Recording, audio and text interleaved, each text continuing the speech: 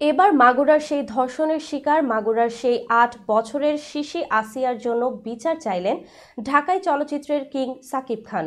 বিস্তারিত শাহিদ আহমদ জান্নাতীর ডেস্ক রিপোর্টে।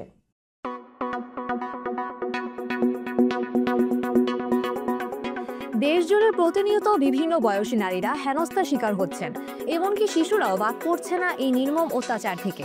নারীদের নিরাপত্তা নিয়ে ক্রমেই শঙ্কা বাড়ছে। সাধারণ মানুষ থেকে শুরু করে বিনোদন জগতের তারকারাও এই বিষয়টি নিয়ে সরব হচ্ছেন। সম্প্রতি মাগুরায় একটি ভয়াবহ ঘটনা ঘটেছে, যা দেশজুড়ে ব্যাপক ক্ষোভের সৃষ্টি করেছে। মাগুরার বড় বাড়িতে বেড়াতে এসে ধর্ষণের শিকার হয়েছে মাত্র ৮ বছরের শিশু আসিয়া। আরও মর্মান্তিক বিষয় হলো, এই জঘন্য ঘটনার সঙ্গে জড়িত শিশুটির দুলাভাই নিজেও। শুধু দুলাভাই নয়, তার সঙ্গে জড়িয়ে ছিল শিশুটির বোনের শ্বশুরও। ঘটনাটি ঘটেছে গত বৃহস্পতিবার ৬ মার্চ। এই নির্মম ঘটনায় শিশুটি বর্তমানে চরম সংকটাপন্ন অবস্থায় রয়েছে। এই ঘটনায় দেশজুড়ে নিন্দার ঝড় উঠেছে। সাধারণ মানুষের পাশাপাশি শোবিজ অঙ্গনের তারকারাও ক্ষোভ প্রকাশ করেছেন এবং দোষীদের কঠোর শাস্তির দাবি জানাচ্ছেন।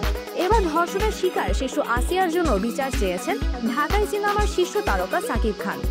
নিজের ভেরিফাইড ফেসবুক পেজে সাকিব খান লিখেছেন, justice for Asiya, we want justice. তার এই পোস্ট মুহূর্তের মধ্যে ভাইরাল হয়ে যায়। সাকিব খানের ভক্ত এবং সাধারণ মানুষ কমেন্টের মাধ্যমে তার এই দাবির প্রতি সমর্থন জানিয়েছেন। ধর্ষণের বিরুদ্ধে সাকিব খান আগেই থেকে সোচ্চার। তার আলোচিত সিনেমা নবাব এলএলবি ধর্ষণের বিরুদ্ধে সামাজিক সচেতনতা তৈরির লক্ষ্যে নির্মিত হয়েছিল। সিনেমাটির গল্প ধর্ষণের মতো ভয়াবহ অপরাধ এবং এর বিচারের লড়াই ঘিরে আবর্তিত। ওই সিনেমায় সাকিব খানকে একজন আইনজীবীর ভূমিকা দেখা গেছে, যিনি ধর্ষণের বিচারের জন্য লড়াই করেন এবং ন্যায় বিচার প্রতিষ্ঠা করেন। বাস্তব জীবনেও এবার তিনি ধর্ষণের শিকার শিশু আসিয়ার জন্য সোচ্চার হলেন। সাকিব খানের এই অবস্থান ইতোমধ্যে সমাজের বিভিন্ন স্তরে আলোচনার জন্ম দিয়েছে। অনেকে মনে করছেন, সাকিবের মতো জনপ্রিয় তারকা এই বিষয়ে মুখ খুলে সমাজে ইতিবাচক প্রভাব পড়বে, বিশেষ করে ধর্ষণের বিরুদ্ধে সামাজিক সচেতনতা তৈরি এবং অপরাধীদের শাস্তি নিশ্চিত করার ক্ষেত্রে এটি ভূমিকা রাখবে। সাকিব খান বলেন, নারী ও শিশুর প্রতি সহিংসতা কোনোভাবেই মেনে নেওয়া যায় না। আসিয়ার ঘটনায় আমি অত্যন্ত ব্যথিত। আমি আশা করি প্রশাসন দ্রুততম সময়ের মধ্যে দোষীদের গ্রেফতার করে দৃষ্টান্তমূলক শাস্তির ব্যবস্থা করবে।